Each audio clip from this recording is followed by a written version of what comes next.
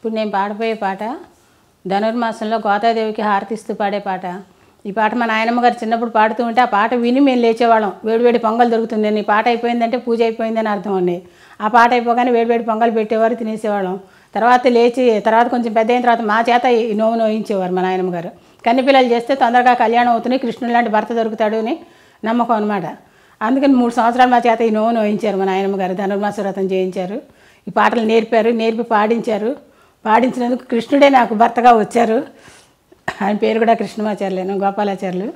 అందుకని నేను పాడాను, నేను చేసుకున్నాను, ఎంతో ఆనందం పొందాను. ఆ పాట మిగిలిన వాళ్ళకి నేను నేర్చుకుంటానని ఇప్పుడు పాడుతున్నాను.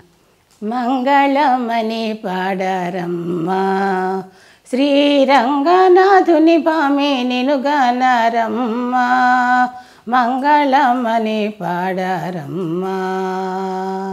జనించే తులసి వనమున భక్త జనుల కామితములో సగుని దానమున, జనించే తులసి వనమున భక్త జనుల కామితములో సగుని దానమున, మంగళమని పాడారమ్మా శ్రీరంగనాథుని భామే నిను గనరమ్మా, మంగళమని పాడారమ్మా.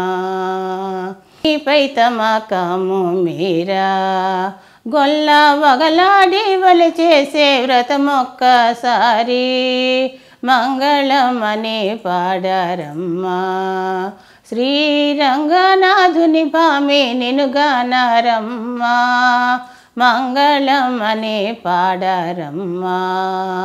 పలుకులలో నమృతములుక తిరుపావును గానము చేసేను చిలుక, మంగళమని పాడారమ్మా శ్రీరంగనాథుని భామే నిను గనరమ్మా, మంగళమని పాడారమ్మా.